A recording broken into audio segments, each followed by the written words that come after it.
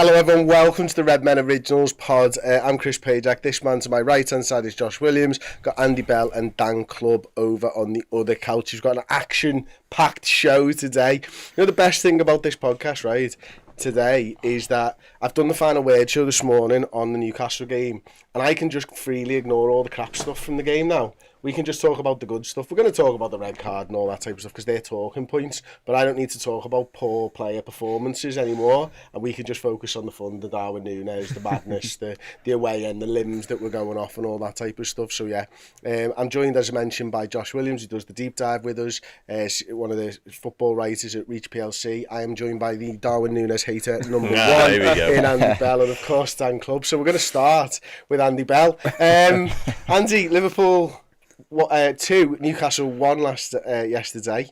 It was poor from us early doors, and the Trent yellow card kind of changed the game. Do you think that's fair to say?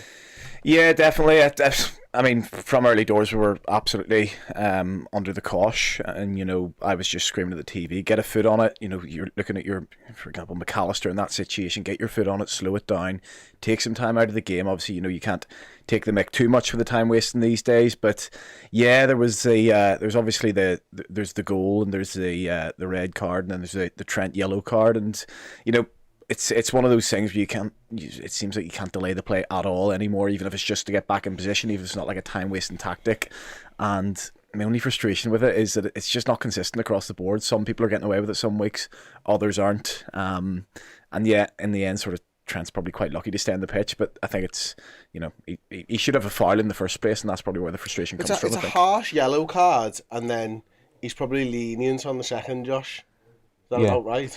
Yeah, I think the first one, mate, it's frustrating because his frustration stems from the fact that he didn't get the foul, and because it's obviously a foul, isn't it? And then, yeah, and then on the back of that, it starts impacting his mentality towards, like, you know, throwing the ball away and stopping Anthony Gordon from instigating a counter-attack. And I think even the dodgy touch for the Gordon goal, I think probably stems from the fact he's trying to get his head straight. So it's mad how much just one little referee indecision can influence the course of a match and the downfall of a player almost.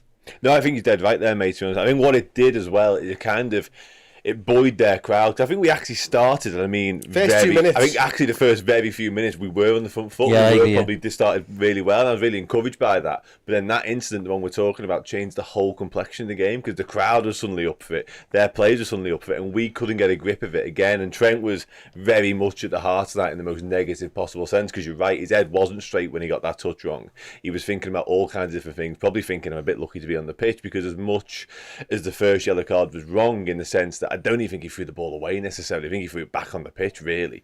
And it should have been a foul to him in the first place. He's probably thinking, what's going on here? And by the time he's got his head straight, we're 1-0 down, he's at fault for it, and we're down to 10 men. So that moment was the catalyst for the next 10-15 minutes, whereby we were completely gone. We were shot to bits. We were all over the place. But that, as much as we managed to regroup thereafter, that 10-15 minute spell is something we need to be able to cut out of our game. That's when you need your leaders and your McAllisters this world to get the foot on the ball and say, right, let's calm down and go again. And we didn't feel like we had that in abundance yesterday. Do you think obviously there's loads of comments on YouTube yesterday, loads of Twitter comments and stuff, Josh, about Trent Alexander-Arnold and the vice captaincy and all that type of stuff. Now, I think it's far too soon to be starting to talk about that, but one of the things that I think is important to note is you've got to keep playing at the level all the time, and Trent's made mistakes 2 games on the bounce now that have led to directly 2 goals. Do you think he's thinking about being a vice captain more than thinking about being a player at all, or is that just pie in the sky? Yeah, I'm not sure that's the thing, to be honest. I think he's just, since he's kind of emerged as this talent at Liverpool, I think he's just shown these kind of moments of, like, almost poor concentration and a little bit lacking in focus, maybe a little bit lacking intensity in certain moments. And do you remember last season against Arsenal when Xhaka pushes him and then all of a sudden he transforms into a bit of a different player? And I think he's changed the entire game as well. Yeah. So that's kind of an example again of Trent kind of getting influenced by an isolated moment in the game, and it either having a positive impact or a negative impact on his game. But I think he's still relatively young to be wearing an armband for Liverpool. I know he's still a vice captain, but he's 24 still, isn't he? So I think it'll come with time, hopefully. But he is one of them emotional players, I think, who he's a winner at the end of the day. And I think if it's not going his way, if something kind of goes against him a little bit, he can pull a little bit of a strop. But not in like a really negative way, just as in like he just expects the best from himself, doesn't he? And I think it's been weird seeing him do these little kind of, I mean, especially not controlling the ball in that moment, but it's just one of them, really, isn't it? It's one of those things that's always levelled at the captains in cricket, isn't it? That they're I have no fucking idea. If If you tell me, sound. If it's NFL, come over here, mate. But if it's take it fucking anywhere, I don't want to hear it. I think because in cricket, I think the captains are doing so much more and have to think about so much more that actually can sort of distract from their own game. Whereas like Trent Alexander-Arnold's been in the leadership group for a couple of years now at Liverpool. I don't think necessarily having the armband's gonna distract him from his game or being the vice captain distracted him from his game. And there's a list of doubts that you can have around Trent Alexander-Arnold and sort of defensive position and things at times, but not being able to control the ball is not one of them that I usually have. So I'm not too worried. If those are the mistakes that Trent's making, I have every faith in him just to get that right. One thing is, there was a lot of talk, again, it's from YouTube comments, it's from Twitter comments and stuff, sometimes it's good to address it, Dan, is like a lot of talk about Salah in the pass, and I don't think there's anything wrong with it personally. No, nor me. I think if anything, it's a pass. It's the pass he has to make, because Gordon is essentially on the other side of Trent when he's sort of running at him initially. It's only when Trent gets his touch wrong and Gordon sort of realises that he's able to capitalise and he changes his own running angle. So I think the pass from Salah is perfectly fine. As you've kind of alluded to, you'd expect Trent to be able to control that ball and deal with it and get us moving forwards again. So no issues with Salah in that moment. And I think, like I say, Salah clearly has total faith in Trent's ability to deal with that situation, even though there was a little bit of pressure because Gordon was breathing down his neck to some respect. But like I say, there's no blame to be labelled at anybody else's door other than Trent getting it wrong. And I think Trent at that time was just, his mind was elsewhere, and that's obviously not a good thing. It's not due to the captaincy, it's just due to the incident that had gone on before, and that's something he will have to learn from, and I'm sure he will. Josh, you look at it from, quite often take a step back and look at it. Have you watched that goal back and analysed where else Salah could have gone?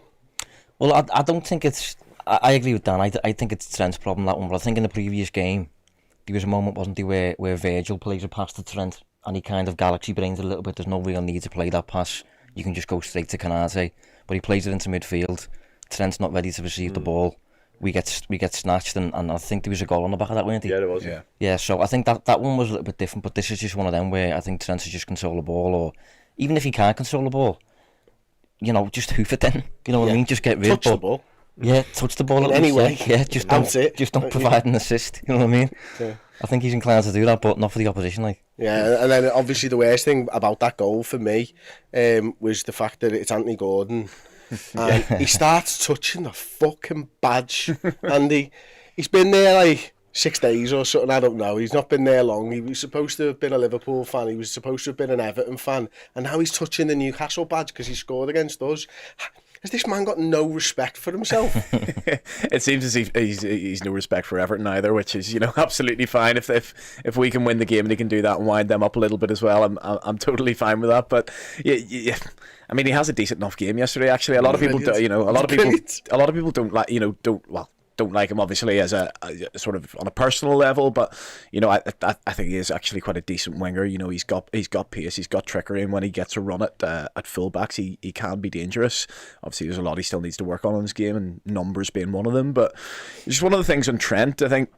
The thing we forget is for all of his life, for all of his senior footballing career at Liverpool, he's been receiving the ball in the same position, sort of out wide, either on the wing in an attacking position or coming from Virgil, and your touch is sort of get it out of your feet and maybe go up the line or maybe come in field, and all of a sudden he's just receiving the ball in so many different positions that he's never really received it in before, and I think that's playing on his mind. The touch is different, your awareness has to be different. It's more difficult, I think, to receive the ball, and there will just be an adjustment period for him because he's still only played less than 20 games in this role for Liverpool. Yeah, it's true that actually, isn't it? And I think the knock-on impact of that decision for the referee to give him a yellow card early doors, Dan, is he can't really put a foot in on Gordon all game. And then there's the question of, he gets ripped time and time again by Gordon, and Joe Linton goes past him at times, and Almiron should score from one of those opportunities where he skies it over the bar, and in the words of John Bradley, commentator, he couldn't have skied it any higher. Excellent stuff from the Liverpool commentator, by the way. But I think what I'm trying to get at is, Is he waiting for his mates to come and help him out here and try and guide people inside Trent when Gordon's there, or is he just not close enough to get a tackle in, and is that yellow card playing on his mind? But the yellow card is definitely a factor because he knows, especially after he gets away with the second one, which I think we're all pretty much in agreement with, he should have probably got booked for that. Had he not been booked for the first one, that's a blatant yellow because his arm goes across, stops Gordon getting away from him. So that has to be on his mind. And I think taking your player inside depends on who they are, doesn't it, in many senses? Like if it's Arjen Robben, for instance, on the other side and you're letting him on his left foot, that's the last thing you need. But when it's Anthony Gordon, you're probably thinking, okay, and there's a couple of times he does cut in and he has a go with his right, and there's a couple of decent efforts because, to touch on Andy's point, I think he had a really good game. I don't like admitting it because I can't stand him, but he was brilliant yesterday. So I guess allowing your winger to come inside where your mates are and where your teammates are is obviously the best option, all that, especially when you know you can't dive in, because Trent would have known if he mistimed anything, he's gone, he's walking, and we're down to 9 and it's catastrophic, and suddenly your captain's gone, then the lad who's up the armband's gone as well. It's just a nightmarish situation. So I actually think, although you're right to say that Trent did get done a few times, but that's almost to be expected. I think he did about as much as he possibly could from there on out. I was relatively surprised he stayed on the pitch when we made the change. I thought Gomez to Trent could have been the option instead of Diaz, but I actually think he did okay thereafter, given the fact that the circumstances weren't in his favour by any stretch. Yeah, Josh, we'll move on to the red card. We'll obviously all have an opinion on this one, but for you, is it a red card, and if so, why? That's a tricky one, this, isn't it? I think I had no problem with it, if I'm honest. I mean, obviously I did because I'm a Liverpool fan, but in terms of it being a red, I don't think we can argue, because, for a start, the main thing for me, Virgil does a lot wrong in that situation. Yeah. And I think he gives the referee a decision to make, which is, I think in them situations, you have to own that, I think. And he's wrong side, he's lazy because he doesn't want to walk back when he wants to regain the ball immediately. He does go through his man to get the ball, and even though he's not in the box, I mean, I think it's a clear goal scoring chance. I saw Carragher at half time saying you can't prove that because I didn't really understand it. Yeah, no, I didn't get that. What was he saying? He said because the you action. Know what his touch is going to be, do you? You don't know what Isak's going to do. Yeah, you didn't really know what he was going to do, so you couldn't prove definitively that it was a clear goal scoring opportunity. But I mean, what? There was a through ball. It's going into the box. Isaac's running onto it. Prepare a case of beyond reasonable doubt. I mean, what are we doing here? It's football, lads. AI to simulate Isak taking the shot. Yeah. So yeah, I think it was a red. Yeah, I think it was a red.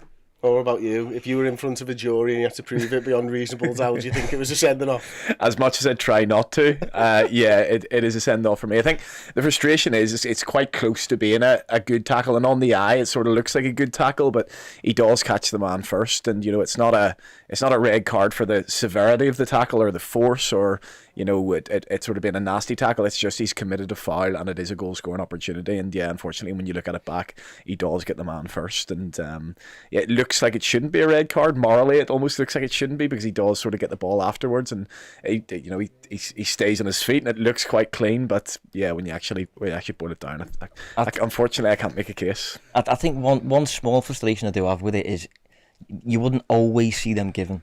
So I think in some situations, even though I thought it was a red, you would get away with that one. But I think referee wanting to play centre stage, and he just kind of bottled the Trent thing, and I think he wanted to almost make up for that a little bit, and it was never going to get overturned once it was given.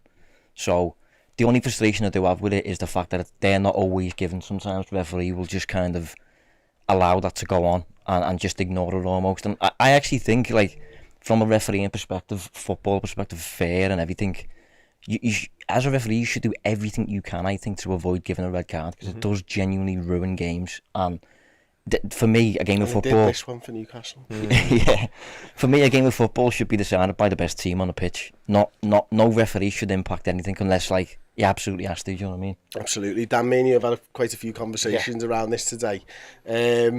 I think the thing that I want to get into with you, probably more than anything, is we've been talking about Virgil at his best being very standoffish type of defender. We've then also, I think a lot of people have come around to, sometimes he's maybe been a little bit too standoffish. He's now been proactive in his defending, and I think a lot of people probably wanted him to be standoffish this time. Yeah, that's it. That's exactly it. And that's sort of where I've had a dilemma with it, really, because you are right. We've kind of lamented him a lot of times for being that passive, wait for the attacker to make his move before he does anything. And obviously it's treated him well while he's been the best defender in the world. But then there was times last season, especially, I remember the Man United goal at their place when he stood off, I think it was Jadon Sancho, and Jadon Sancho just goes, right then, and scores. And a lot of attackers were doing that last year. They were sort of taking advantage of Virgil being that guy, just wait for them to make the move. And they were going, he'd lost that aura. He'd lost that invincibility about him, and people were just taking him on and getting some joy as well. So clearly, whatever's happened, whether he's seen that sort of those comments and he's gone, sort of, all right, I'll show you then, or whether it's the captaincy or whatever, he's clearly now trying to be that more proactive. I'll go and put out fires. I'll be the one to go be on the front foot and be aggressive and deal with stuff when it's coming and not wait. And he's clearly done that yesterday, because if he wins that ball cleanly, which he wins the ball but not cleanly, we're all singing from the hilltops about how brilliant a piece of defending is. He's denied it's a last-ditch tackle. He's denied a possible goal-scoring opportunity. Stopped Isak getting a shot away, etc., etc. But because he gets it wrong, all of a sudden the conversation comes back again. Like, do we want him to stand a yard off Isak there and almost wait for him to make a decision and then react? I don't know. I like the firefighting Virgil van Dijk personally. I like him being the one to go out there and say, no, I'm better than you, I'm bigger, I'm stronger, I'm more aware of what's going on, I'm more tactically astute, etc., etc. I'm going to go and win that ball off you. And he's tried to do it yesterday, hasn't obviously worked, but I hope that doesn't mean he reverts back to being the guy that waits for attackers to move first, because that was the worst version of Virgil van Dijk last season, I think. Yeah, I think that's right, isn't it, Josh? I think, you can't just do one thing because a striker knows what you're going to do. You need to mix it up. I think in this instance, for me, to be honest with you, if he takes a different angle and his idea is to drive him wide, it wouldn't be a goal-scoring opportunity, because he would have just forced him onto his left foot and he'd have pushed him wide of the goal, and you back Alisson and Virgil to probably get it done. But equally, you can't really moan with the fact that he's tried something there, can you? I mean, where do you sit on that? Would you rather him have sat off? Obviously, hindsight and everything. I don't know, it's difficult, that one. I think Virgil at his best was just the type of centre-half who, no matter what the situation was, he was just always in control of it. Mm-hmm. No matter what happened, no matter what kind of forward it was, no matter where the ball was on the pitch, he just governed the situation, dealt with it as calmly as possible, wasn't in a rush or anything like that, wasn't trying to prove himself. He just dealt with it and got rid of it. I think whatever version of him that was, that's what he needs to get back. I agree with Dan in the sense of, like, last season, I think he was too, like, defending with this aura thing. Standoffish, wasn't he? Yeah, it went a bit overload with that, I think, and I think he needs to get that balance back of, like, not overly selling yourself like he did in this moment, but also kind of, like, not being completely standing off either. You need to get that mid-ground and just get back to that kind of governing situations where no matter what the attacker does, no matter where you are, no matter what you're asked to do, you're always in control, and, you know, your actions are almost determine what the attacker does, because you're just in control of what's going on. Andy, I've got pulling on something that Josh said a little bit earlier on, and that is, like, you know, maybe a few years ago it's not a foul type of thing, and, you know, you've seen them given and not given and stuff like that. I know Dan's got some strong feeling on this as well, like, but 10 years ago, is that a red card and a sending off? A red card and a free kick, sorry? I'm not sure. It did feel that, you know, maybe it was just because I was young and I was growing up, and how you played football was just, you know, the same was, if you get the ball, it's not a foul. It did feel a little bit more like that, you know, 10 years ago, or maybe slightly more, maybe 15, 20 years ago. But no, I can understand, you know, completely, you know, why the rule has to change if the striker does get his body across. And it's clever play by Isak as well. He's a really good striker. I think he's probably... I haven't really thought about this, but probably in the top 5 strikers in the league, out and out strikers, I would say right now. I think he's really on that level, and he's on, like, the level that can really take sort of Newcastle, well, as he has done, taking them into the Champions League. So, you know, I'd be very excited if I was them. And, you know, he's big, he's strong, he's physical, he's got everything. He tortured us at Anfield last season.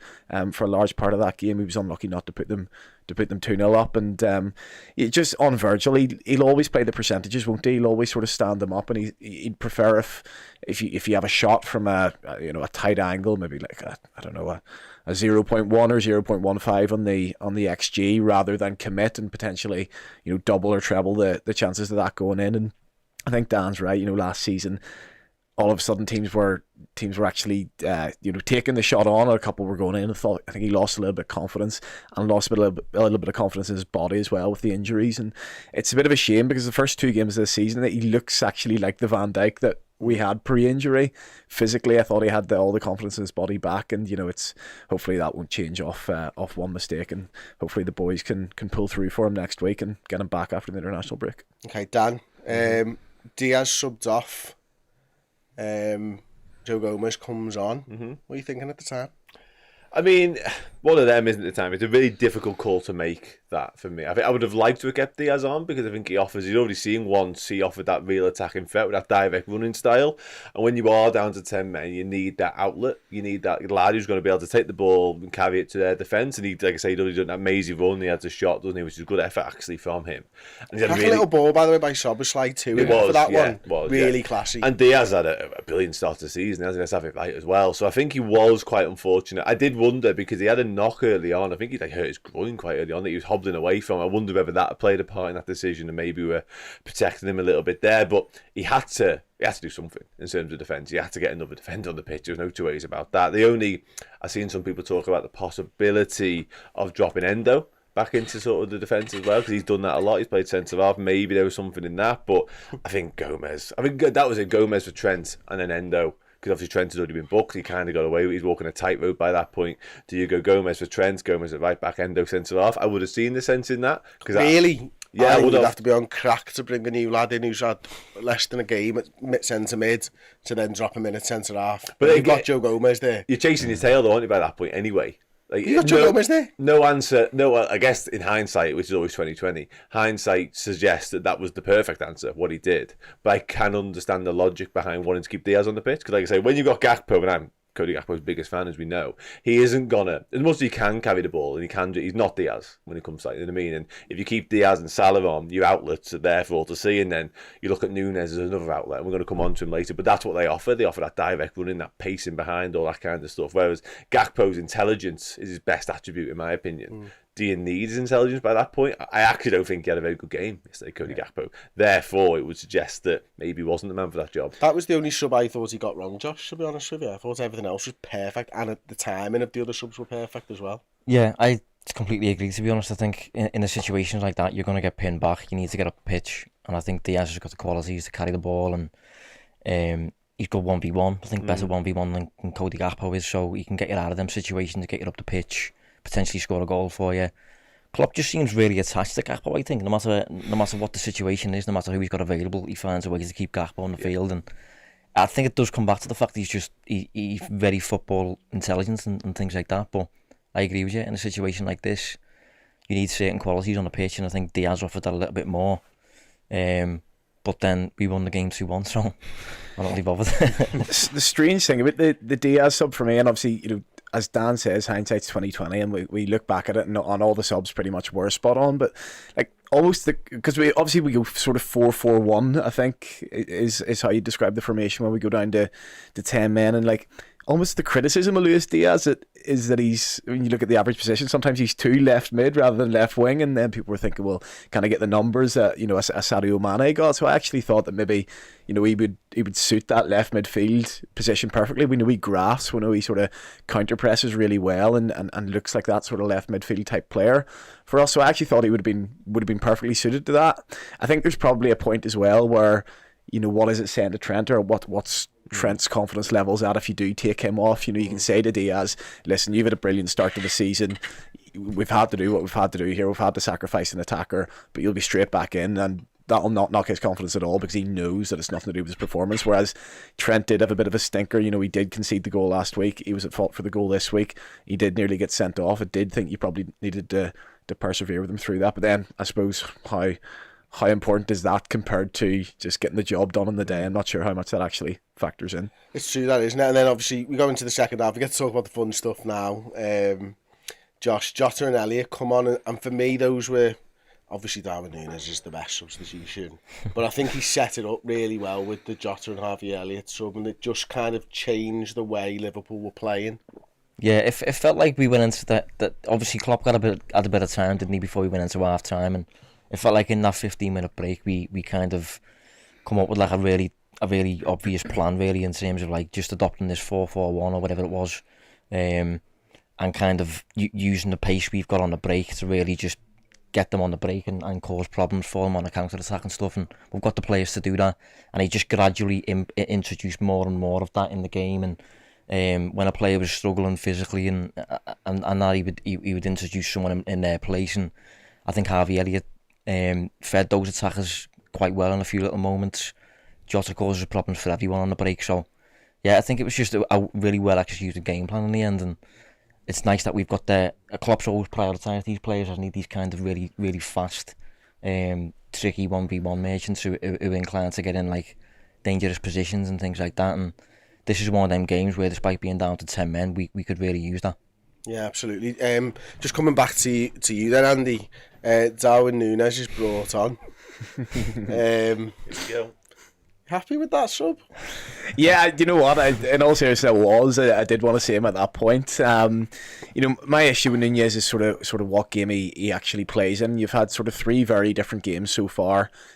Before you actually think of how they've played out in terms of the red cards, you've had, Chelsea away and Bournemouth at home, 2 completely different games, and he comes on as a kind of late sub in both of them. I don't even think he really particularly wants to do Nunez against Bournemouth. I think he reluctantly puts him on after I think Diaz is a bit of a knock. And I think that from what he's saying, it's the defending from the front and that's the issue, and that's why he can't get into the team. But there's 10 minutes to go. When the game's a little bit stretched, they're panicking a little bit. That is who you want, and I can't fault those 2 finishes. They're absolutely sublime. It was like watching Prime Torres. I've now gone completely the other way. There were 2 I'm sitting on the fence here, by the way. My problem is with it. In that moment, absolutely, Nunez is a sub every day of the week. But when else are you going to be 1-0 down away from home with 10 men against a decent side? It's not a game situation that rears its head very often. So, as much as I think now you do definitely have to throw him in against Villa, and I think you do have to say, this is your time to really show yourself and make your name for yourself and nail down a spot in this team. I'm still not convinced off yesterday that he's going to make himself first choice in Liverpool's team anytime soon. Dan, you were upstairs watching this. Where did you end up after the second goal? Here. I was here. I was literally in front of that table there. I think I've seen Andy Bell do something very, very similar as well when Alisson scored. Well, I was on a stream upstairs, so I was like a minute behind everyone. So I'd heard the goal before I'd seen the goal, and by the time I got down there, I got to watch it. It was amazing. It was immense. Like what a finish, by the way. Like for all of his negative attributes, he does have some. To an extent, I agree with Andy's point. Like when you compare him and Cody Gakpo, they're miles apart in terms of what they offer, in terms of what they can do. I mean, they're completely different footballers. They've got different X factors, different weapons. But Darwin Nunez, when the game's stretched like that and there is a little bit of chaos and there's no real rhyme or reason to the tactics anymore, systems are kind of going out the window a little bit, players are tired, etc., etc. There's nobody you'd rather have on the pitch than Darwin Nunez because of his pace, his explosive power.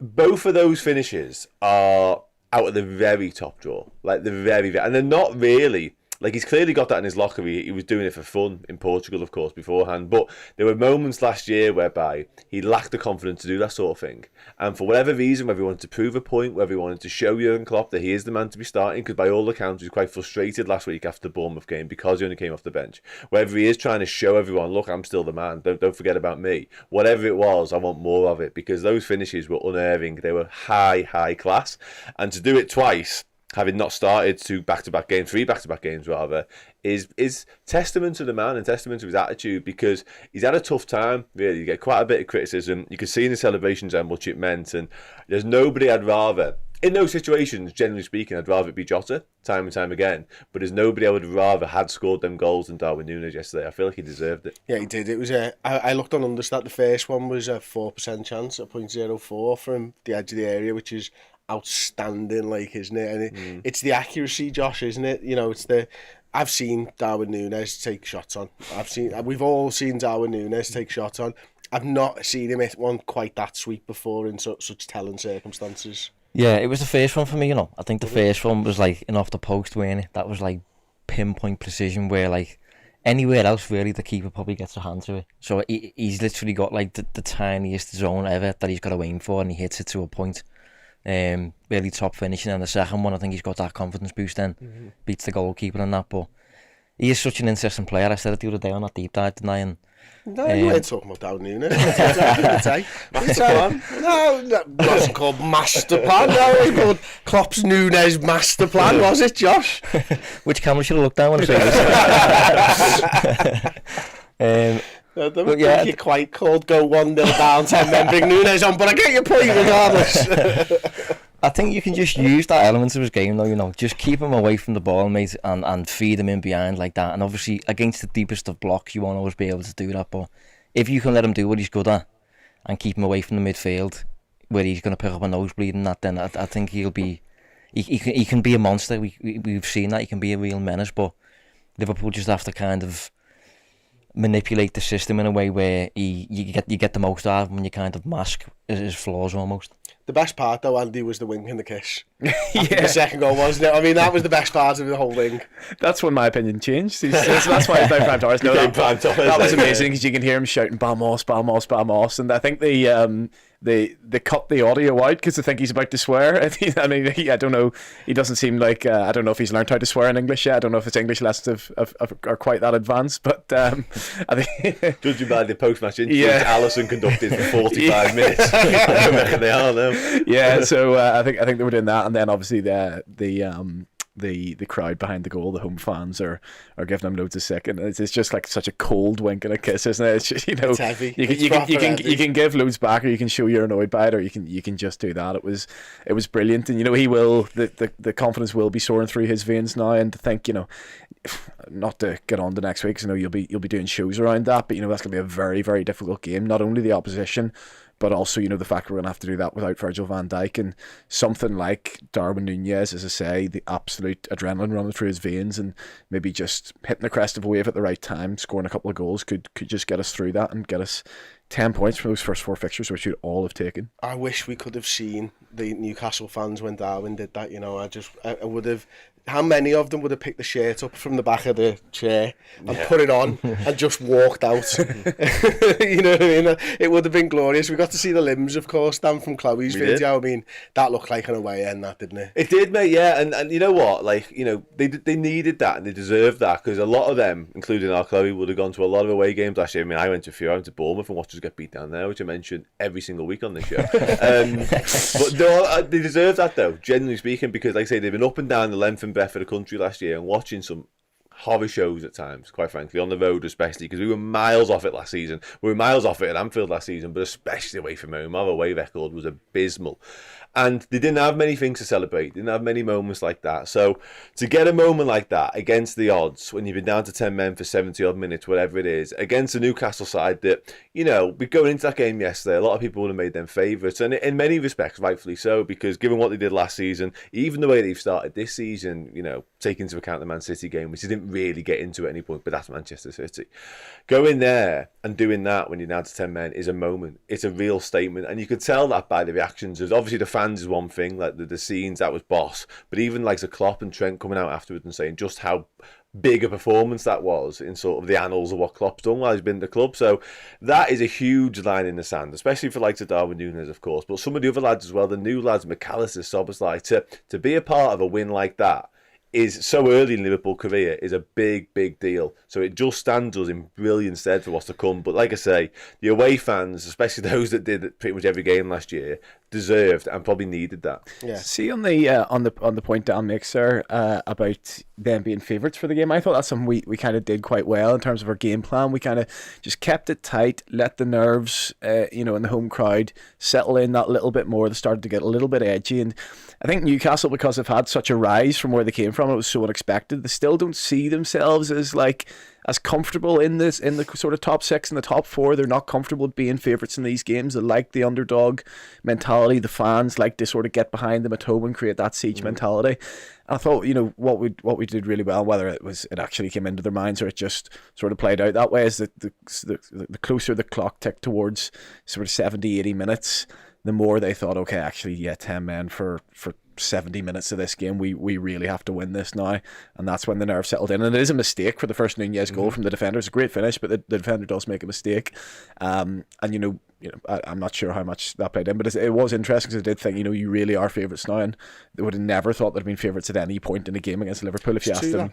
I think if you go back to the start of Klopp's tenure as well, we were a little bit like that, weren't we? If you think of we were getting tagged as like this super intense team who little underdogs at times against like Manchester City and these possession based sides and that, and we did teams on the break all the time, and when the game was really direct and fast, we were the best in the league really. But when we were coming up against like a Palace or a West Brom, we'd slip, and it was because they was 10 behind the ball and we didn't really have the possession game to break that down really until Linders maybe started taking more of the training sessions, Trent started to evolve a little bit more, Robertson established himself. But I felt a little bit like that with Newcastle, who've been compared, I think, to Klopp's Liverpool early days a little bit in the intensity and the running power and that. But when it comes to facing a block, they had a few more issues, and it reminded me a little bit of us a few years ago. That it's like what Brighton are doing right now as well, isn't it? West Ham, all of a sudden, West Ham just sat back. You can do what you want with the centre halves. They can put their foot on it. We're not going to press them. Different phase for them now. Did you see the David Moyes comment on that about possession? Someone asked him in the press conference, "Do you know they had X amount of possession, might be 75%?" So that's all right, they can take the ball home with if they want. We've got 3 points. That's quite like that from Moyes, to be fair.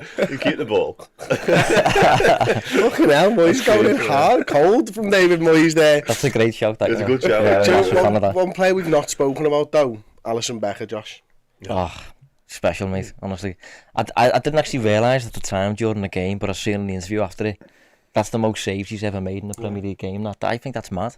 It doesn't feel like that, but even the magnitude of them saves, like the level of them and that, keeping us in the game. And I think if you've got a normal goalkeeper in that situation, you maybe end up losing 3 or 4 or something like that. He is really special, and even the way he conducts himself in the post-match interview and that, he's such a leader, isn't he? And you just got so much faith in him behind you. And it's a shame looking at the state Liverpool are currently in, not competing in the Champions League, and it remains to be seen whether we can compete for the league title this season. But when you've got a goalkeeper as special as that, you really should be trying to maximise that, because players like him don't come around very often. And when you've got someone that level, they're really capable of just delivering results, even if the performance is terrible. And Liverpool's performance is usually good. So you really need to use a goalkeeper that level, mate, because at the past 12 months or so, we've been relying on him rather than using them to win trophies. So that actually, yeah, I mean, obviously a good goalkeeper gets you a lot of points over the course of a season, doesn't he? And I think he's a big part of why we were able to win such big trophies and stuff. We've got to maximise him, of course, as you say there, but I think one of the things that I want to talk about next really is go back onto Darwin Nunez a little bit, because I want to do the talk about next week, because I think it's important for us right now. Like, obviously Jürgen was asked about whether Nunez would be in his starting 11, and he was also thought pretty apt mention that, like, if I started him today, he wouldn't have played so angry. And he did play angry, and obviously that's probably got an impact in him in getting his 2 goals, Andy. Like, is it as simple as he starts up front next week for you against Villa? I think he probably does have to. I mean, Jurgen's going to have a big decision to make. It'd be very, very brave to leave him on the bench again. I think at that point, you get an angry Nunez coming on yesterday, but I think if you leave him on the bench again, you'll just get a really frustrated and hot-headed Nunez, because he'll see that as injustice, and possibly rightly so. But what's important to mention is that how the game's going to play out against Villa at home next week is completely different to the 10 minutes in which he came into yesterday against Newcastle. They're a really solid team. Unai Emery has them really, really well set up, well organised. Frustrated us loads last season, frustrated us loads the season before. Every Emery side's been a struggle for us, to be fair. And he will be coming to Anfield. We mentioned the mentality in Newcastle and being that sort of top 6 side and feeling like they have to win these games. Villa are still, as much as they're playing very well and as much as they're a good team, they're still at the point where they're coming down. They're coming to Anfield for a draw, and they will come for a draw. But yeah, I mean, it's one of those, you probably are going to have quite a bit of the ball, you probably are going to have chances, and probably balls are going to be falling around in the box, and I'm not sure how much a Gakpo at home to a team that sits in so much is necessarily going to be effective. Obviously Jota can help when it gets scrappy, but I just think if you are going to get chances, I think play the lad who's just banged 4% chances in. Yeah, I think it's impossible to ignore him, to be honest with you. I do. My preference would remain, he sat here then thinking whilst Andy was talking, my preference would remain Cody Gakpo. It genuinely would. If I was picking my best 11, we always talk about like cup final 11, don't we? What would it be? Gakpo would be in it ahead of Nunez, in spite of what happened yesterday. Really would.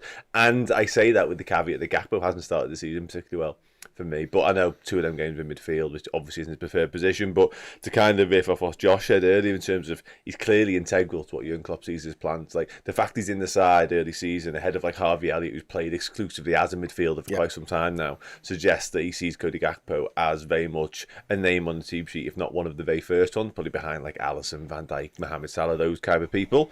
So I would be inclined to stick with Gakpo. However, I don't know what you do to the lad's confidence if you don't pick him. Like we've all said how much of a confidence player he is, and I referenced this yesterday. I think last season it was a roller coaster ride with Darwin Nunez. It may always be that way, but he actually started the season okay. Obviously gets his goal against Fulham, Community Shield goal as well. And then the red card against Palace sets him back weeks in his sort of bedding in period. And he never really manages to recover. He has flashes here and there, little glimpses of magic, the Real Madrid goal, for instance, a couple of moments. And you think, okay, that's great, now build on that. But he never does. Now, there's something there, yes, that he can build on. And he can only build on that by starting the next game. So I think it's a weird one. I think the sensible choice would be to pick him. Because if you don't, what message are you sending, like I say? But I think, honestly, if Klopp, in sort of, it depends how ruthless he wants to be. I think if he wants to pick his very best 11, one he believes will win that game of football, he doesn't go with Nunez. Josh? I think it's a really tricky one. I think the issues as to why he hasn't been playing are still there. Even if he's just scored twice, they're still there. So I think it's a tactical thing for me. I think Liverpool need to control the game more to accommodate a player as chaotic as he is. And I think if Liverpool can establish that, we can then integrate him and he'll hurt them more than he'll hurt us. But whether we can establish that against Villa without Van Dijk on the pitch, where then they'll still getting to grips with the Premier League, it remains to be seen really. I think it bodes well that I think Villa are very much an offside trap team under Emery. So that bodes well for Nunez and what he offers as a threat and behind and things like that. I think you probably want that more than ever against a team like that than you do what Gakpo offers, for example. Second choice goalkeeper's playing as well, isn't he? So Olsen, So if you're playing a high line, obviously the goalkeeper's very, very crucial in that. And if the second choice is he's going to be a bit hesitant. He's obviously not as good as Martinez. I think it's interesting because people are saying he played Gakpo in the midfield because we had no midfielders, and there is a part of that. But I think there's a part of Jurgen Klopp that was like, I was glad I didn't have to make a decision at the start of the season between Jota and Diaz, who'd both had a brilliant pre-season. And I think possibly against Villa you can see Gakpo drop back into the midfield. I don't want to see him there, but do you need an Endo type player against Villa at home? Possibly not. But then Jota comes on, does really well, so you'll want to fit him in. Diaz has to play, Salah has to play, and you want to fit Nunez in. So I think all 5 of them have one thing on Salah, at the back end of last season, he started to understand where Darwin was moving to. I think that was over and over again, and I think yesterday's game, Josh, he shows that again, doesn't he? I mean, it is an unbelievably good assist by Mo Salah. Yeah. The weight of it, the fact he threads it through 3 players as well. Like, they do have a bit more of an understanding, and he just seems to be, I don't know, just having something with Nunez. Yeah, I think they've got a bit of a relationship there, haven't he? And if you think of Salah's time at Liverpool so far, he's never really had that kind of player running beyond him, has he? Like, he's always been that player, Salah, that threatening behind for Liverpool, and the player through the middle has been Bobby, who's been going the opposite way. So Salah's now got that player to find, and he's always had them passes in his locker. Salah, it's never really received much publicity, but he's always been able to find those players. So I think that's definitely a dynamic that's going to improve. But going back to the Gakpo thing, that's again an issue with Nunez, because I think if you deploy Nunez, he only plays as the 9 for me. He plays nowhere else. If he plays as the 9, I think the way in which players have started the season, especially, I think Diaz has the left locked down for now for me. That then probably means if Gakpo doesn't play in midfield, he's on the bench. Klopp doesn't seem to want him on the bench. He seems to want him on the pitch. But if you play him as an 8, in my opinion, he doesn't give you the control that you need to accommodate Nunez. So Gakpo right back incoming, I can see it. So it's a problem. I suppose it's a nice problem to have if you want to go back to that. But tactically, it's a tricky one, because I agree with everything Dan said about Gakpo so far, in the sense of I don't think he's had the best start of the season. And I had a look at the numbers actually during the week. Playing in midfield, mate, he's averaging about 20 passes per 90, right? Curtis Jones last season in the same role was averaging 50. Szoboszlai so far on the opposite side in an identical role is averaging 50. Gakpo's down at 20, mate. Hendo was about 57 or 58 last season over the course of the year as well. You know, for Gakpo to be playing in the middle of the park as an 8 like that, he's a bit of a black hole at the minute. Like there's nothing there almost in terms of the possession game. You're right, obviously, but Klopp will be fully aware of that, and yet still, it feels like he wants him on the pitch, even if it is in that role, which just tells you how much trust, how much faith he has in him. And on the other hand, says he has not a lack of, but sort of a lesser trust in the likes of Harvey Elliott, in the likes of Curtis Jones when he was available earlier on the season. Like, it just shows you how much love he has for Cody Gakpo. He clearly, when he signed him last season, thought, I don't know whether they expect it, I don't know whether they have unearthed this gem, or he just came in and they all went, wow, he can do all this other stuff as well. Because when we signed him, left winger predominantly for PSV, he played a little bit as a 9. I don't think anybody really envisaged what he was going to become, or looks like he may well become. So I don't know who spotted him and who spotted the fact he could do all this other stuff, but whoever it was deserves a lot of credit. But for me now, like I say, it doesn't feel like Jurgen Klopp wants to name an 11 without Cody Gakpo's name in it. No, I think that's right, isn't it? Go on. Yeah, it's just Arsenal are doing a very similar thing with Havertz at the minute.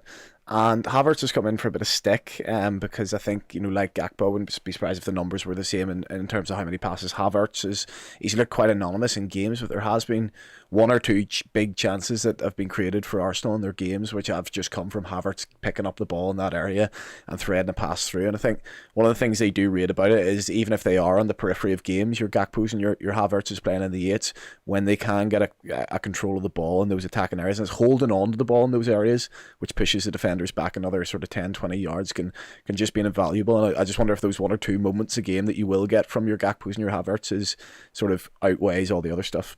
Interesting stuff. Before we move on to the transfer stuff, I can see people in there.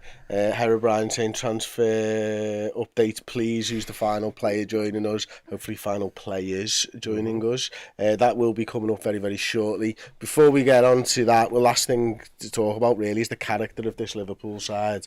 But before we talk about the character of this Liverpool side, Josh, we need to take a moment to talk about Jason Tindall. Because I don't think you can talk about Newcastle without talking about the assistant manager of the side. Yeah, that was actually going to be my deep dive this week. Deep dive on Jason Tindall, mate. What was that nickname that you said before we started recording? Sunbed sausage. Sunbed sausage. Oh, he's. I don't even know what to say, mate. Why do we know who he is? I don't know exactly. Yeah, it's a good point. I think Klopp was spot on the other week when he said this new rule is introduced for one man and one man only. Didn't stop him Jason Tindall, yeah. Didn't stop him because he was in the technical area asking for a yellow card for Trent, by the way, Andy, wasn't he? Yeah. I think they're allowed to both be at the back, but they're not both allowed to be at the front. So where are they? House at the back. Yeah. So literally. Are we going to need a?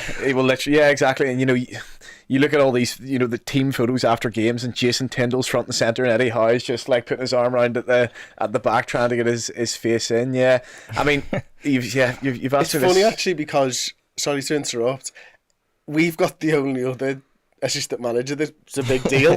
like you shouldn't really know who the assistant managers are, but everyone around the league, whether you're a fan of Liverpool or not, knows Pep Linders, and everyone knows Jason Tindall. It's funny as well because like there's a large community now of Liverpool fans who seem to hate the fact that Linders wants the spotlight.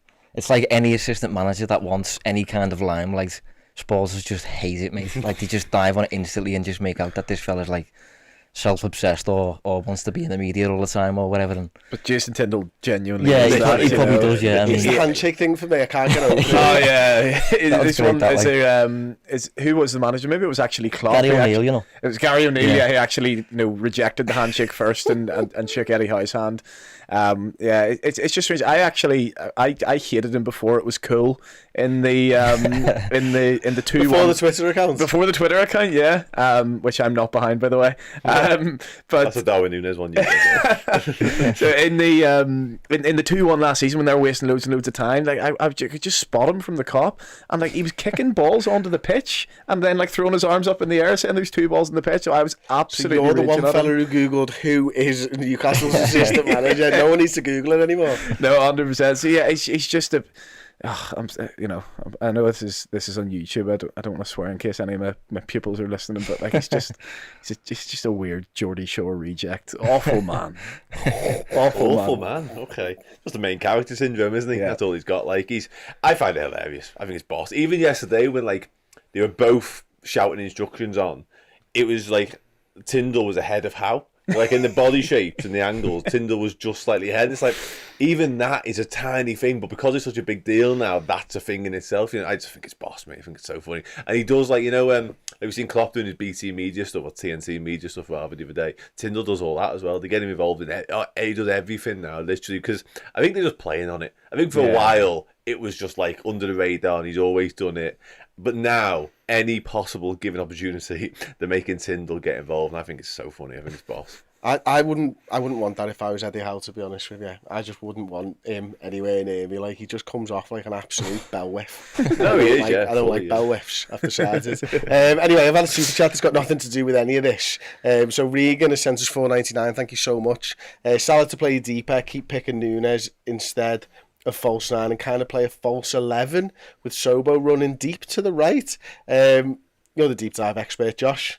Was that Nunez false 9, was that? I think he's saying play Salah as the false 9, No, but from the right, yeah. and let Nunez... Play Salah as a false 9 from the right. He said false Deep 11, false deep 11, but I'm trying to explain the position to you.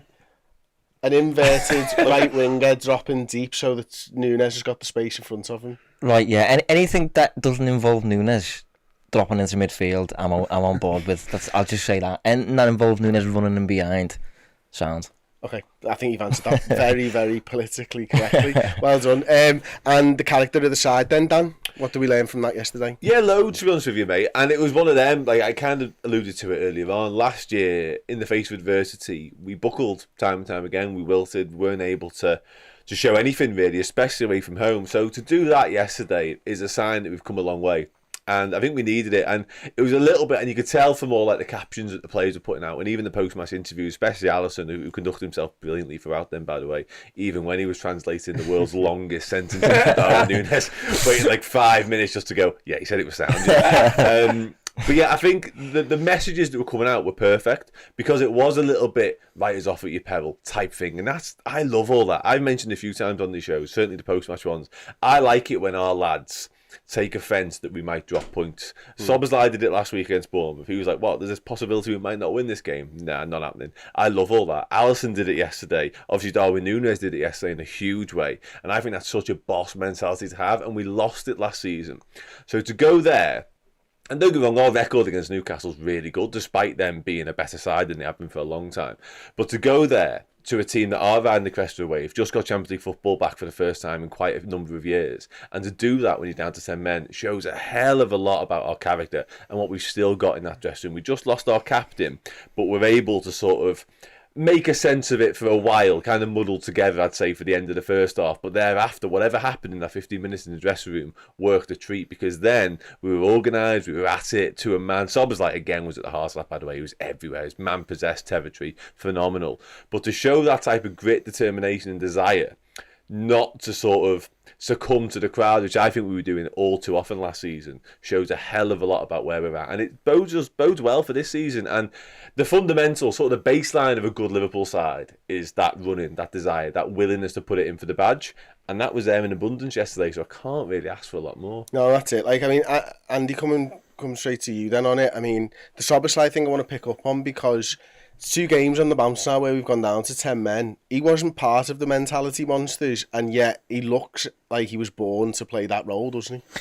Yeah, he's a breath of fresh air, and obviously, we had the mentality monsters, and we had the, what was it, 27 wins out of 28, spanning over 2 seasons, and we had that amazing team. But then it did sort of fall apart the next season, and almost they were having to give 100% mentally every single game. That when they had a bit of a break from it, and the kind of come down from it, ended up kind of working in the opposite direction. So I think it's important that we have got a couple of fresh players in here. Okay, they weren't part of the mentality monsters team, but they also weren't part of the team who lost 6 home games in a row during COVID, or lost 3-0 to Wolves and Brighton and Brentford away last season.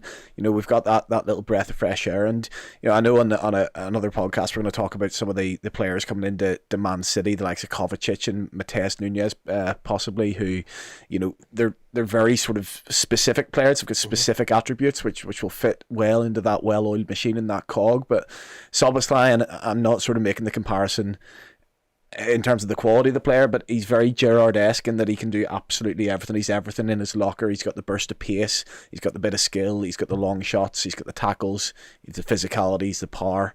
I just can't wait to watch him in a Liverpool shirt this season. Do you think he'll link up well with Prime Torres? Fingers crossed. If Szoboszlai continues as he's going and Nunez does indeed prove me wrong in the most hilarious way possible, I think we'll challenge. That's brilliant. Okay, we're going to have a very, very short break, and then we promise we are going to talk about transfers, so give us a second and we'll be right back.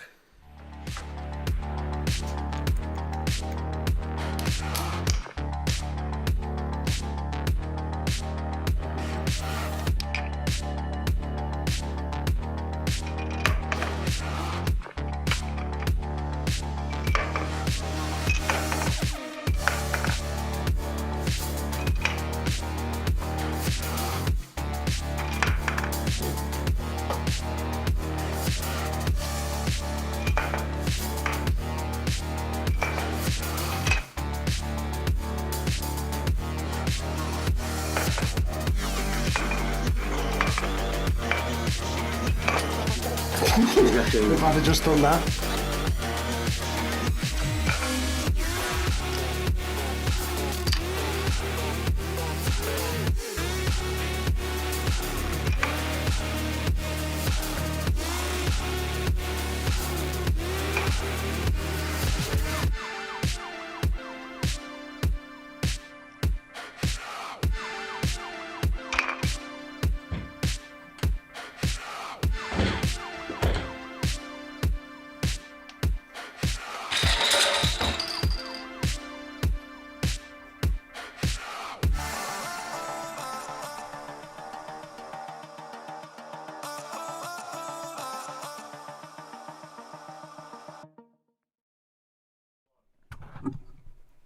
Hello and welcome back. So we're going to talk transfers now.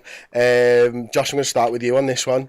As a bare minimum, this week, how many players do Liverpool need to sign to put us in a very good position to challenge? To actually challenge for the title? Yeah. At least 2, I think. I think you need another centre mid. I know the line has been like a multifunctional player, but I would still like someone who leans a little bit towards the defensive side of the game, personally. Like I've seen links with Gravenberch, for example. I think I'm not overly sure he does that. I think, if anything, he would lean towards being a bit more of an expressive player who's attack-minded and wants to play and all that. I think we need a few more players who are interested in what happens when we lose the ball and want to do the dirty work and carry the piano, basically. So I would have a midfielder along those lines. And I think we need a centre-half as well. Ideally one who's left-footed. But considering like Konaté's injured again, Matip will probably be able to do 3 of those shifts where he's covering that much ground and he'll pull a hamstring or something. So I think we need a right-sided centre-half as well, really. So, but any kind of centre-half really for me would be a massive benefit, I think, going into the rest of the season. But for me it's 2, I think, yeah. Andy, what about you, mate?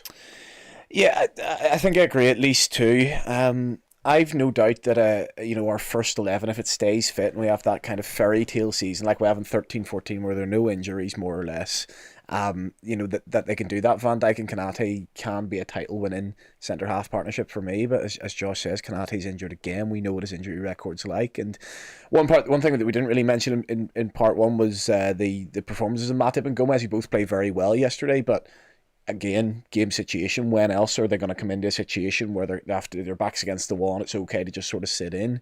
We need our centre half next to Van Dijk to be able to be comfortable going out to right back and engaging and going 1-on-1 and having that pace to play the high line. And I'm just not sure Matip and Gomez, the way we usually play, are capable of doing it anymore. So I definitely think we need another one there. And I agree with Josh. Another midfielder, absolutely. I don't mind really actually if it's a 6 or an 8 or if it's defensive minded or attacking minded, because you know, you could sign another 8 and say, right, Bajcetic, Thiago and Endo are your options at 6, and you're taking a bit of a risk there in terms of how Bajcetic develops, and he keeps on that upward trajectory. But you know, I would have no issue with a Gravenberch. I think that's, you know, from what I've seen of him, albeit it was a couple of years ago, and he does seem to have had a bit of a downward spiral in his career. You know, hopefully you can just find that sweet spot where you can revive him, and yeah, at least 2. But yeah, I think there's going to have to be surgery in defensively next summer anyway. You're probably going to have to do another 1 or 2 there. So, Dan, me and you have constantly heard and spoken to so many people over the course of the last 3 months about centre-halves, and we've always sat there with a perplexed look on our face when the right-sided centre-back was preferenced over right-sided centre-back was preferenced over the left-sided centre-back. Everyone seems to have swung now to left-sided centre-back. They do, and finally, I would say I never understood right-sided centre-back. I do. We spoke about it this morning, and when we kind of said a little while ago it was a 50-50 split really amongst the fan base about people wanting a left or a right, I never got that. For me, it was a left was a no-brainer throughout the entire time. Left-sided centre-back, left-footed centre-back. Ideally, one that can play left-back and on the left-hand side of it too, of course. That has to be the priority, and it remains the case, of course, for me. And I think the right-sided one, and the point Josh makes is right in terms of Konate is the standard setter when it comes to that role. Certainly when we play the new system where Trent goes into midfield, nobody can do it like him. The problem is, of course, his injury record. I don't think he's put 10 games together for us yet, which is a huge problem in itself.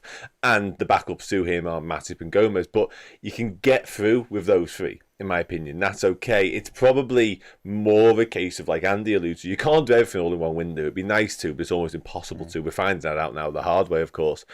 I think that is something you can kick down the line. For me, the left-sided one isn't. Because we might be facing that reality now. With Virgil Van Dijk suspended for the next game already, we're kind of scratching around for who's the ideal man to come and do that job. If we sign one, he's there, he's through the door. Now, that player, the left-sided centre-back, doesn't have to be someone who starts week in, week out, because you've got Virgil van Dijk, you've got Andy Robertson for the left-back, but you want someone who can drop into that role. Now, so much of this conversation remains based on what system Liverpool are going to play moving forwards. Now, again, yesterday, for the 3rd time this season, we haven't seen us be able to incorporate our best system, which has meant some of our best weapons, Szoboszlai and McAllister, haven't been able to play their natural role. But most importantly, Trent hasn't been able to go into midfield and do that type of thing, because when he does that, we know Robertson becomes a left-sided centre-back. Now, I'm yet to have a conversation with somebody who tells me that Robertson is naturally a left-sided centre-back, because he just isn't. Therefore, for me still, I come back to the point, and again, that's why it's always baffled me that anybody in their right mind would say we need the right-sided one. You need to sign the left-sided one, because that's what Andy Robertson then becomes. And you surely want a more natural fit there. He's not 6'1", he's not 6'2". He's not a left-sided centre-back. I don't see a world whereby we can move forwards with that, personally. I love Andy Robertson, but his attributes aren't best suited to being that guy. The best off suited is similar to Nunez in a sense.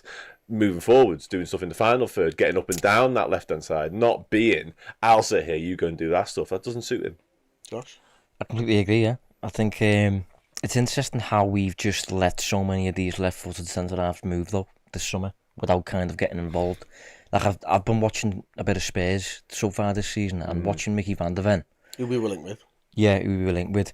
I think it's been really interesting just to watch him and see how differently he interprets that role compared to Robertson, because he is proper less is more, you know, black boots, passing the ball to the man next to him, passing the ball to the man next to him, doing the dirty work, and then giving the ball to Son and saying, you go and win us the game.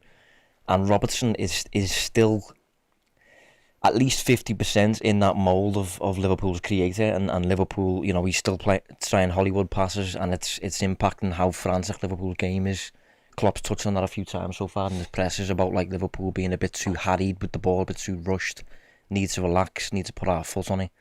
And I think it'd help if our left back / left-sided centre half was just a bit less Hollywood, a bit more like you know, less is more, and any centre half really would be that, in comparison to the high flying fullback that is Robertson and his nature over the past couple of years. So I agree, I think we need that kind of player, but whether we're going to get that, I still think Klopp in his head is thinking midfield, and with the window set to close in a couple of days now, I think it's ambitious to think that we're going to get 2. Hopefully we will, but I mean, the Cecchinate rumours are persisting. Andy, would he be a player that you are comfortable with? And do you think Liverpool are really going to spend 60 or 70 million on him? Is Doucouré the Palace lad? Yeah. I don't. Did I say Canate then? I think so. Yeah, I was just wondering if it was I genuinely. I think I might have typed it as well. To be honest with you, I'm pretty certain I did. Yeah. Yeah. I was wondering. I thought you'd ask me a player I'd never heard of. No, I have to be honest. And I don't watch that much of Crystal Palace. Nothing's really particularly wowed me about him. I could be completely wrong. And, I think your point, Josh, about the piano carrier, maybe the player that comes in doesn't have to wow us. He's just someone who can sort of get it and give it, and a bit less is more, as you say, and give it to your Soboslais and your McAllisters and your magic men up front. But, I'm not averse to getting somebody like that in, but nobody else has really been linked to him, have they? And at that price, I think, because they know we have the money, because it's late in the window, because they can't replace him. I'm not sure it's something I'd be particularly buzzing about, but it's probably better than, well, it is better than nothing. It would be better. There is a lot of people, like Chloe definitely is someone who's really high on Doucouré, isn't she, Dan? Mm-hmm. I mean, she really wants to see us sign him. I think Gravenberch is probably the one where I can put me Liverpool owner's hat on, imagine it more. Yeah. Perceived value in the transfer market. Sorry to say those horrible words. FSG hat. Yeah. Could you not though? Am I right? I agree with you. Yeah. I agree with you. And plus on that, Gravenberch is actually a longer standing target. Yeah. That makes more sense. Doucouré to me would actually feel a little bit reactionary, and we've had to do that in this window because of what's happened with Fabinho and Henderson, of course, and what happened with the Caicedo and Lavia. Those forbidden words. You thought yours were forbidden. Those forbidden words. We had to react and sort of bend and flex there. We went and got Endo because of that. I'm convinced that's why we went and got Endo, just because we needed someone through the door quickly, and within 24 hours he was playing against Bournemouth, so it actually makes a lot of sense. But I don't think the Doucouré one, I'm not sure where he was on the list. Whereas the Gravenberch, we know we wanted him before he moved to Bayern Munich. So albeit he's not a 6 predominantly, because he's not, he's an 8. He's an 8 who can actually play a little bit at 10, but has done the 6. He does fit the progressive type and the multifunctional type, and the one you can add to the squad. And all of a sudden, and I think this is what it is for me, my overarching feeling on it is you're just improving your odds of having a successful season by having somebody else. Because to kind of touch on Andy's point earlier, when our best 11's out there, which we probably haven't seen yet, if truth be told, because of Canate's absence yesterday, when our best 11's out there, that best 11 can challenge in all 4 competitions that we're in this year. I'm certain of it. However, the minute you drop below that, the lads below it are actually okay, but there's issues with them all. Because you go to Thiago in the 6, we know how injury prone he is. Stefan Bajcetic, still relatively unproven, loads of talent, bags and bags of talent. I think he's going to be brilliant. Unproven. Has just been injured, and you go through and so on, Curtis Jones injured, etc. Whereas if you add a Gravenberch, all of a sudden you've got this lad whose injury record's pretty good. We know we've liked him for a long time. He's physical enough to come and do many different jobs for us. He's played in many different roles. You add in this little gem of an X factor that I think can transform the way you look at your squad depth. When people do them squad depth charts, people love them on Twitter. You'll be well versed in these. He suddenly I've never made one actually. Yeah. He suddenly fits into 3/4 of those roles. If you do want to add an out and out 10, which I'm not sure we ever will, but that just changes the whole complexion of it. And I think it makes so much sense to go and do that bit of business. Doucouré, I'm not as sold on for all the reasons we mentioned. I think the fee is massively inflated. I think that's Palace. And, credit to them, and they should do this. It's them doubling down on the fact they don't want to sell him. It's too late in the window for them to sell him. Like we are with Salah in many ways, you know what I mean? We're not selling one of our best players now. That'd be insane. Sorry, Barry from Toffee TV, he's just given up at 3:10. Very Everton, that was. Oh, yeah. They do that a lot. And just to finish on it as well, the price tag for Doucouré is just muddied by the fact that Rice, Caicedo and Enzo Fernandez before him have all gone for crazy money. And Palace have looked at that and gone, oh, you're 115? Well, we'll add 20 onto ours then. That's all it is. And again, can't blame them for it. For us, I think that left-sided centre-back that I mentioned before and a multifunctional midfielder makes us a completely different proposition this season. Josh, I think that Liverpool are going to sign Andre after the transfer window, so January. I think that Liverpool are going to go big on Gravenberch and the centre-half. And I can see them apportioning the money accordingly for that, which might leave them quite a big sum of money for the centre-half. But I'm still not sure who the centre-half is. And also, does one of these players have to be English? Because I'm sure after the Endo signing, we've only got one or homegrown, sorry, not English, one homegrown player slot left. Yeah. That is a very tough place for Liverpool to be working in right now. Yeah, I think you're right. And if that's the case, I mean, if you're already looking at centre halves and he's got to be left-footed, that already narrows the market massively. And homegrown. So you don't want to add the homegrown to that. So in my opinion, you probably get the homegrown in your midfield somewhere, rather than that the Or a young left-footed centre player half. like Gravenberch, who's still technically the under-21. Yeah. Is he? Interesting. Yeah, he's 21, registered. yeah. Okay, yeah. I mean, it's a difficult puzzle in it to solve, but as I said, if you need to get one of these lads in who's homegrown, for me, you don't do that with your left-footed centre-back, because there's already about 5 of them on the continent anyway. You know, so it's difficult enough to find them. Like, so if you're adding the homegrown thing to the mix, you've got like Levi, I always call him Levi Colwell, and nobody else really. Mark Gahey is the other one. Yeah. Mark Is he Gahey. left-footed? He's a good Left-footed, player. Is he left-footed, yeah? Yeah, Palace. He's just been linked to. Who's he been linked to? Is it United today? He was linked to us previously in the summer.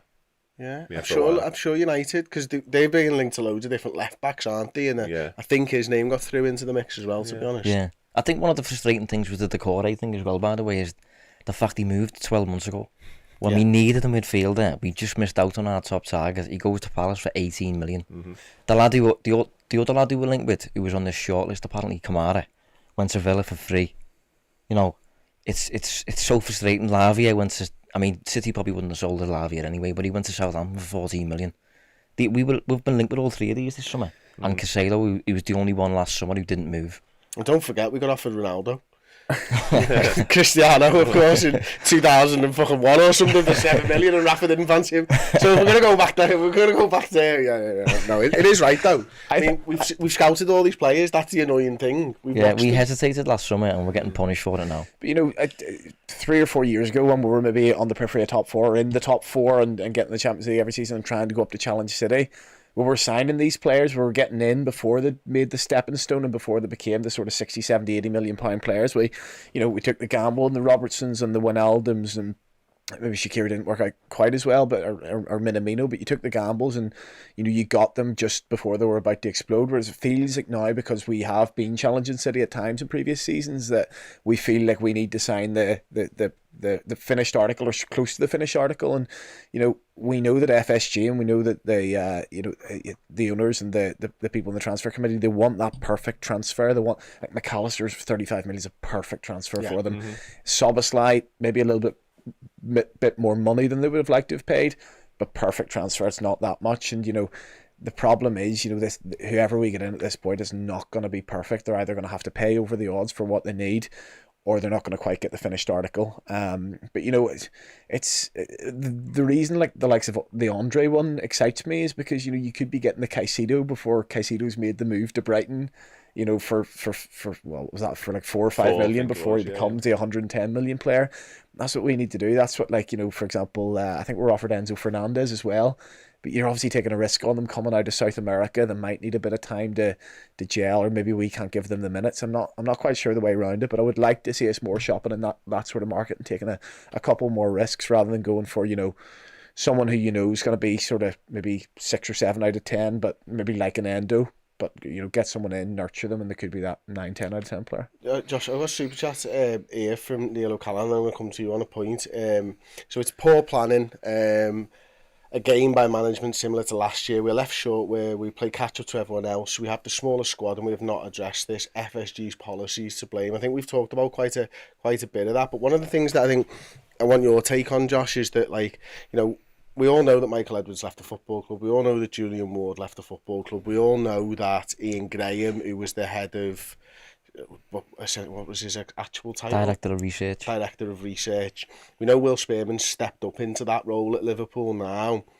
Are these guys being listened to, and is it harder to do what Andy has said if you don't have the strong data team to lean into?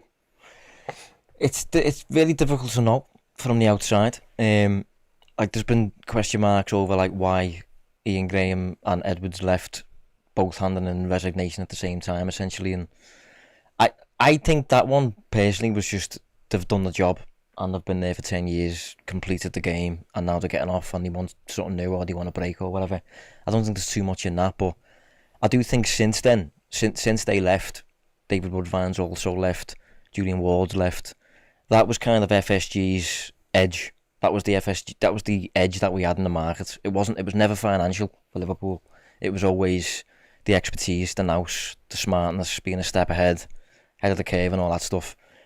The people who were part of that team, it's now kind of been disbanded a lot, really, and it's now just kind of Klopp, Linders. Spearman's a great replacement for Graham, to be fair. But it feels very Klopp and Linders and now Klopp's mate in George Schmadtke. I don't think that's that controversial to say that either, because it's quite. I think it's pretty obvious, and I think I think one of the interesting comments that Linders made recently, actually, I don't know if he said it in a press conference or in his book or something, but he defined Liverpool's recruitment approach as the academy and game changers. That was how he defined it, and it was never that, it was never previously that. When we had this team of like Edwards and all this, that was never the approach. I don't know where that's come in, as in like, we get these players from the academy and we go and sign Jude Bellingham, and there's no one in between. That's a sudden change, and so it does feel like Liverpool's recruitment approach has changed a little bit in the past couple of seasons through these people leaving and Klopp gaining power and Linders gaining a bit of power. And I don't think it's been a case of like, Klopp and Linders grabbing the keys and literally saying, we're in charge now, or anything like that. I think it's just been more of a natural shift, as in like this is just kind of the way it's gone now because of the power that Klopp's got, similar to Ferguson when he was at United and that. But whether it's for the better, it's difficult to say now, because we just don't really know what the product is like at the minute of this new setup. We saw a bit of that, I think, with the Caicedo-Lavia fallout. And I think if we've got a well-oiled operation behind the scenes where everything is in place and that, I'm not sure we end up doing what we did, where we look a bit mad bidding for Lavia 3 times, not getting him, bidding for Caicedo 100 million without agreeing personal terms and not getting him either. Then we go and get a lad who's 30 and has never played out of Germany in Europe. So, yeah, that's my assessment of the whole thing. It's difficult to determine how good we are at the minute because lots changed recruitment-wise. Listen, I've got no problem with Klopp and Linders and Schmadtke doing the deals and stuff, but I think for the long-term future of Liverpool, the system that we had in place better protected us when Klopp, for want of a better term, hangs up his boots. Yeah, I agree. I think that's the difficulty of it. Like that's the difficulty of leaning on this almighty figure who, to be fair, Klopp is in Liverpool. I mean, he literally has the keys to the city now. He's that kind of figure, and he's delivered the Premier League to Anfield for the first time in 30 years. So I can totally understand why FSG have potentially got to a point where it's like, Jurgen, just solve it, mate. You do it. But he benefited initially at the start from having support around him. And if we're going to hope to continue to compete at the highest level when he leaves, it'd be good to have that kind of Brighton structure in place where no matter who's poached, they are just replaced as another body, and that the whole kind of organisation keeps going as it was going anyway, regardless of who leaves. But we are leaning more and more on Klopp, and it's worrying in terms of like when he does depart, does it just crumble and we have to start again from scratch? Yeah. They do get some things right as well, Linders and Klopp in terms of the players they're targeting. Like I know Gakpo is very much a Linders signing. I think you'll know probably Dan better than me, but I'm pretty sure he came and he said that's the one he wanted. Yeah. And listen, these two are intelligent men. They can identify a good player when they see one. What I suspect they don't have the time to do is sit and watch every single game across Europe's top 5 leagues and the South American leagues and this, that, and the other. And reading Pep Linders' book as well, I remember they said when Nunez came to Anfield, they just said, if we go for a striker, we go for him. That was what Klopp said to Linders. So they do seem to have that power, and we know that from like previous things. Salah wasn't necessarily first choice. There were a couple of others. I think we tried to sign Götze before. I can't. I think that was Salah. Salah and Julian Brandt. And before Mane. I don't think Mane was first choice either. So that team they had behind them was so good. It was the best in the business, and it had to be the best in the business because we can't spend the money that state-owned clubs are spending. I think we should be spending more. Don't get me wrong. This isn't me defending the owners in any way, shape, or form. I don't think we do enough, but we know we can't do that. So we do need to be able to be the best at identifying who's that player who's just about to explode, who you can get in for sort of 30, 40, 50 million and they're becoming £100 million player, which we've been the experts of over the last 10 years. But my concern is just the identification of these players now. It has the brain drain of the geeks behind the scenes, for want of a better word. Is that gone now? Are we as good as identifying those players? And if we're not, then it will just become a game of money where City are spending twice and Newcastle and Chelsea are spending twice the money that you're spending, and they're getting twice the player, because without that leveler, I think we're in a bit of trouble. Tough. Got a question for you, really tough question here for you from Super Chat from Aaron Garza. Dan, sorry for being an absolute shithouse on this one. It's coming straight to you. Depending on how the rest of the window goes, when would it be okay to say FSG is cheap rather than smart in the market? Why did I know you were going to say that? I think this time next week, to be honest. I really do. I think it's okay to say they're cheap now. Well, no, because I like to reserve judgment while the window's still open, personally, because if we sign the midfielder and the left-sided centre-back that I think we need, and the ones I want us to sign between now and Friday's deadline, then I'd be stupid to sit here and say we've got it wrong. I think if we don't get those two players in, we will have left ourselves short to sort of talk about what I went on about earlier in terms of, I think we just improve our odds of having a successful season massively by signing those two players. At the minute, it's a huge gamble, and it's gambles that we've took before. Obviously, the COVID season, we lost all our centre-halves, and last season when we were short on midfielders, we've taken those gambles, they've backfired dramatically, and they haven't worked. We can't do it again, in my opinion. We can't take another gamble and leave our squad short on numbers, quality, whatever else. If we're sat here this time next week, it will be a really disappointing window. And FSG will have underinvested in us. They won't give us enough money. But the problem with that is, and it's eating away at the back of my mind, is they clearly felt like Caicedo was worth the money. And he was the answer, wasn't it? I don't know how much of a red herring that is, I will say, because that 111 million, I've had it said to me before that they were willing to spend that because it was Caicedo. Yeah. There's not necessarily that money in the budget, and we're not going to see us spend that. We should do, in my opinion, because that money clearly exists somewhere because we were willing to spend it on a lad from Brighton. So some people will see that now as the benchmark. I think we're going to in a minute, so I won't go too much into detail. But some people see that as we have to spend that money. I'm not entirely sure that's the case, but we do have money to spend. And therefore, if it's Klopp or if it's Schmadtke or whoever else sort of looking at the rest of the market and saying, don't want him because of X reasons, or almost like we can't get him out of there because they don't want to sell him, whatever, then you'd understand that. But I honestly believe, and I'm not one to say this sort of thing very often, but I think if we're sat here next week and we haven't been able to sign another footballer, then huge questions will have to be asked about what exactly we're doing, whether it be from the top or whether it be from the likes of Klopp, Schmadtke and Linders, because something's gone wrong there. Because whoever's seen our situation and seen our squad and gone, that's fine, they're wrong. They'd be absolutely wrong. And I just want to touch on something Josh said earlier, and he's right.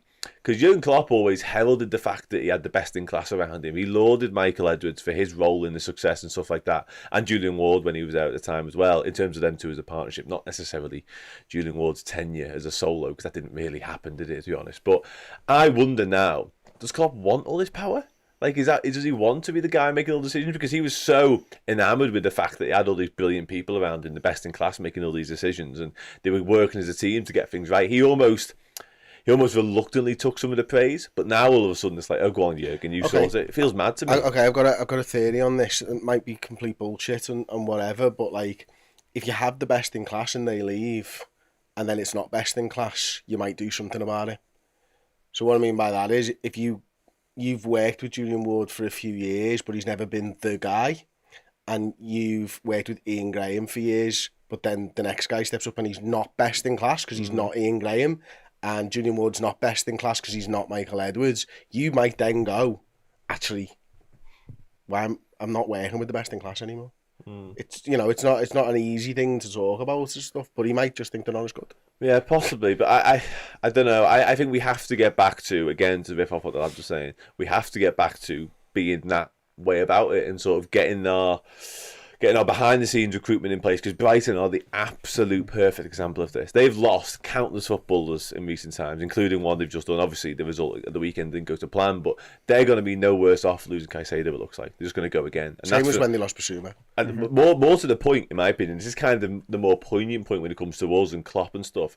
When they lost Graham Potter, it didn't matter. Yeah, they had the management set up to go and get De Zerbi. The thing is, when Liverpool started to lose these key figures, that was the narrative that came out. That was the line that like the Liverpool beat was given, as in like it doesn't matter, you know, even if Klopp leaves or whatever. The big thing is that the infrastructure is in place.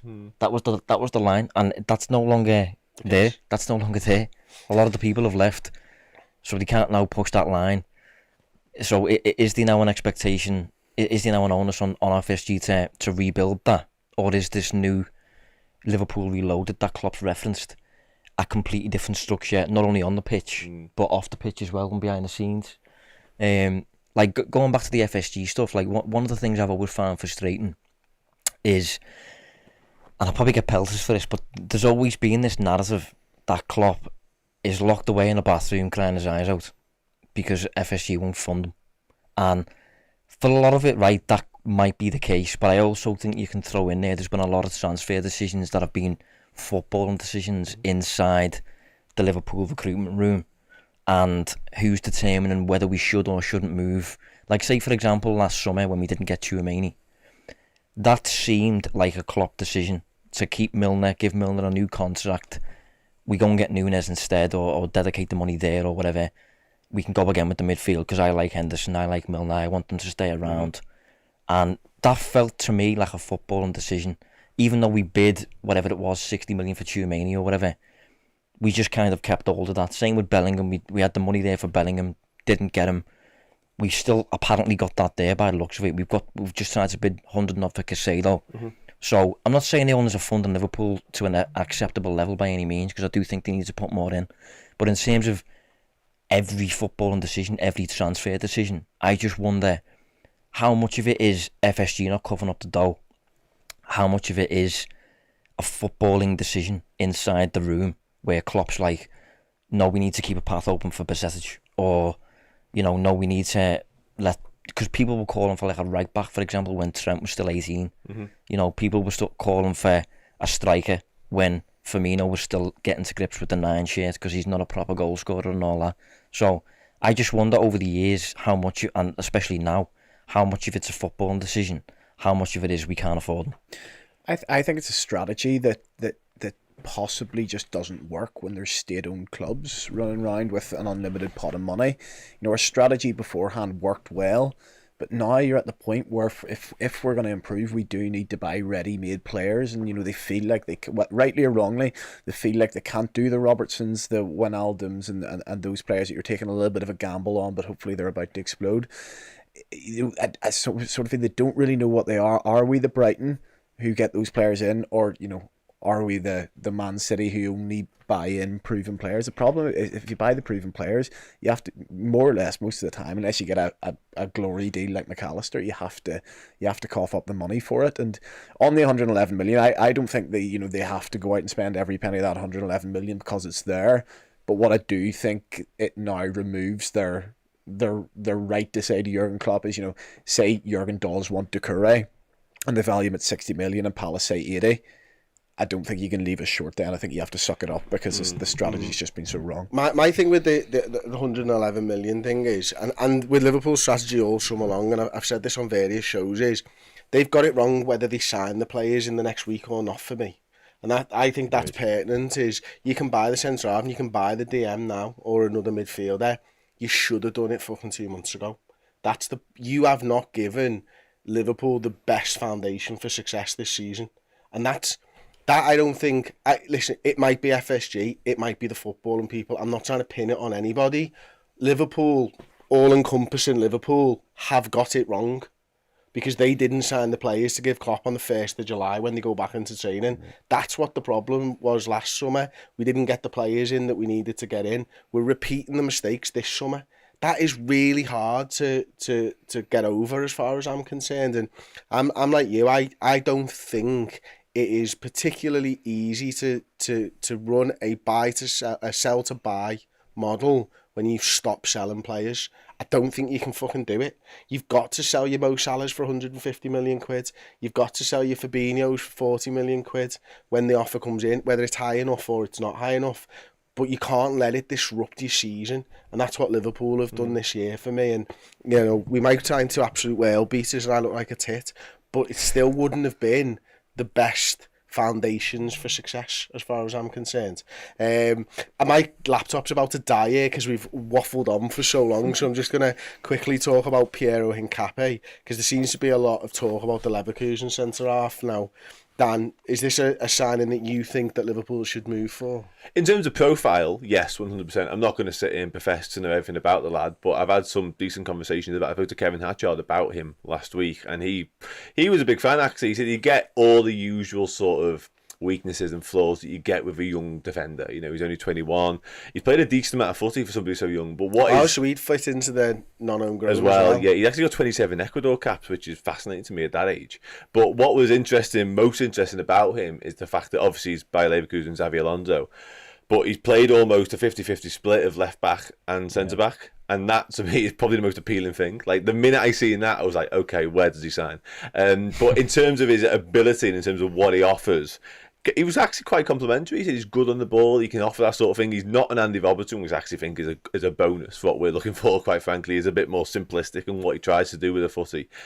He's aggressive in the tackle. He'll go and win balls. He's quite physical, quite dominant. He's very athletic. So, in terms of profile, yes, he ticks a lot of boxes. What I didn't like so much from the conversations I had over the weekend was the fact that Leverkusen want like 70 million euros for him. That was a little bit eye-opening. But that, again, and it kind of references to what you were talking about a second ago in terms of leaving it too late. It's because it's so late in the window. Yep. Leverkusen, Xabi Alonso have made plans, Europa League plans, to have him part of their team. So us going knocking on doors now, we're going to get teams turning around and adding money onto it, because that's where we're at. It's hard to swallow, to be honest with you, isn't it? So there you go. I think that we've kind of wrapped up the Liverpool transfer side of things. We've kind of said the players that we want. So most people just want a centre midfielder and a centre back. We've obviously done the Newcastle game. We're going to be doing the Biased Football podcast over on Redmen Plus now. Gentlemen, thank you very much for joining me on Originals. It's been an absolute pleasure. We'll see you next time. Don't forget to like the video and follow the guys on Twitter as well. Cheers. Hey, thank you so much for watching the show. You're amazing. And if you want to signify your legendary status, then head over to redmenplus.com. Join as a Legend tier subscriber. Not only you get all of the great video and podcast content, you'll also be entered into our monthly prize draw for great signed Liverpool gear. And you'll get access to our Discord as well, full of amazing Liverpool supporting human beings. Head to redmenplus.com and join as a Legend tier today.